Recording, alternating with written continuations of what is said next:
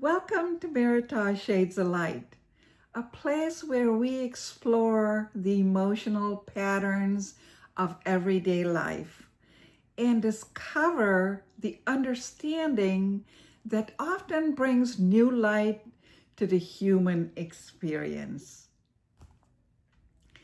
In this series, we're exploring the many ways anxiety can appear in our emotional lives.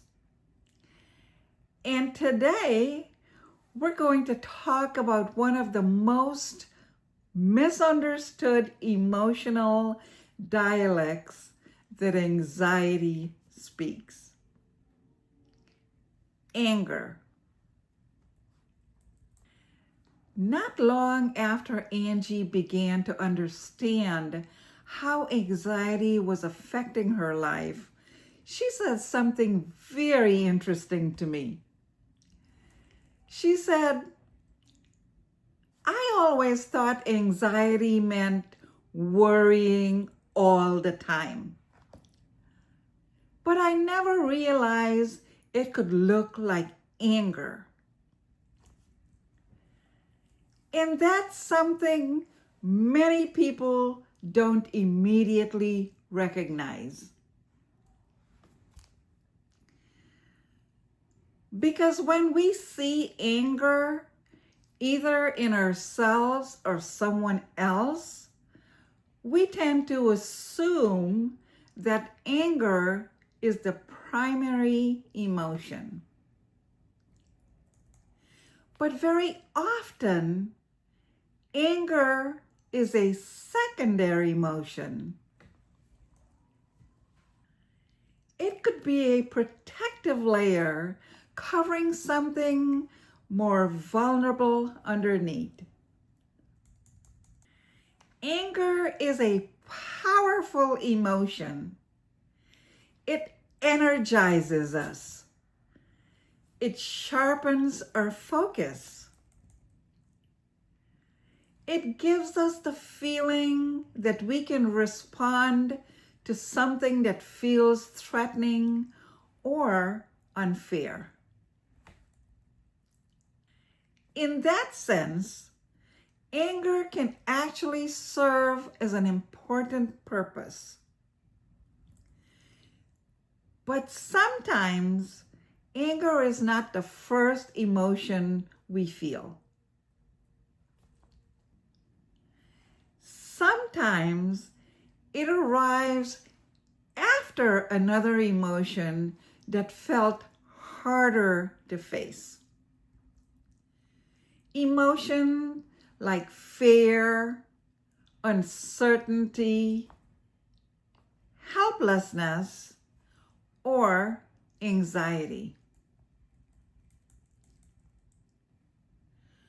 When anxiety builds inside the nervous system, the body begins to feel overwhelmed.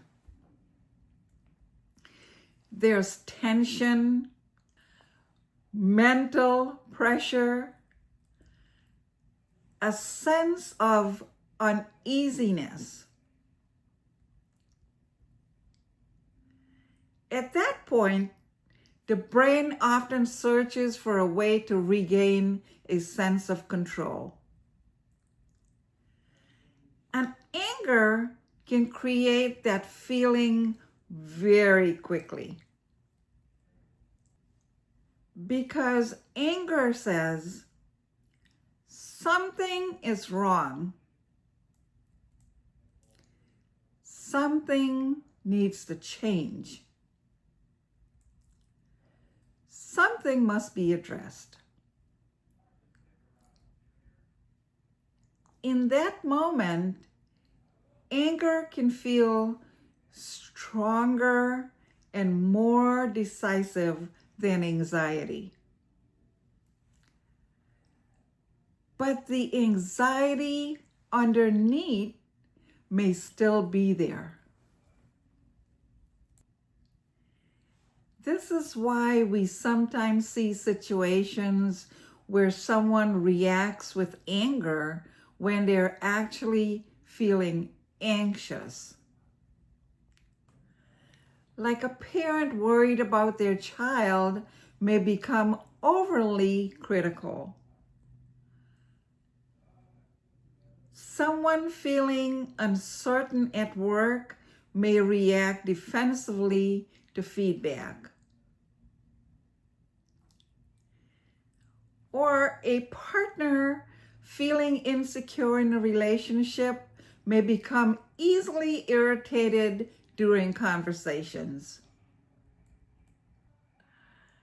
In each of these situations, the visible emotion may be anger, but the underlying emotional experience may be anxiety or fear. Just like irritability, these patterns can begin earlier in life.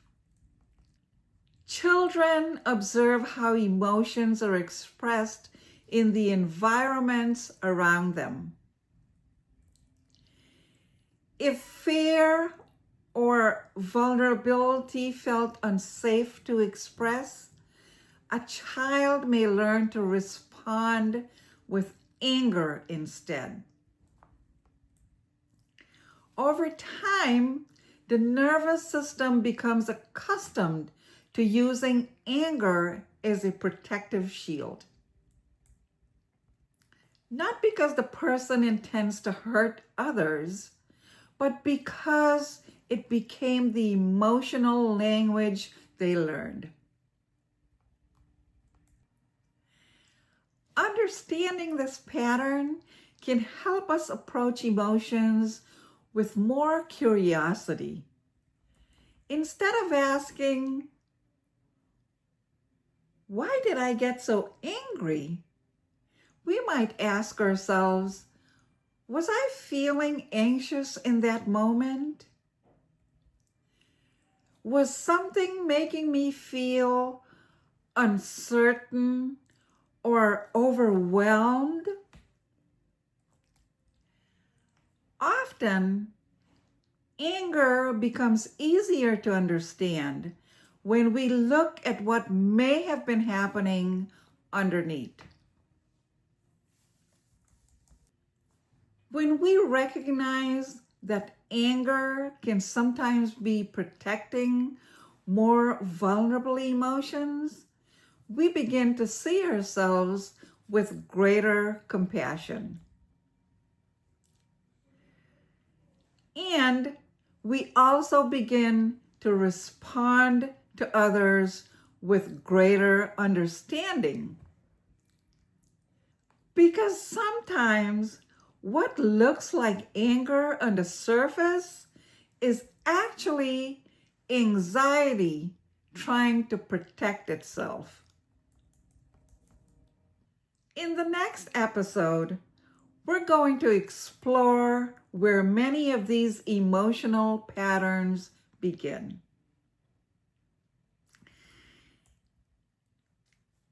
And how early relationships often shape the way anxiety is expressed throughout our lives. Emotions don't always introduce themselves honestly. Sometimes fear arrives wearing the mask of anger. Sometimes anxiety speaks through irritability. And sometimes it hides quietly in distance and withdrawal. But when we begin to listen more carefully, we start to understand the language our emotional world has been speaking all along. In understanding that language is often the first step towards peace. Thank you for spending this time with me. Until next time, take gentle care of yourselves. Bye.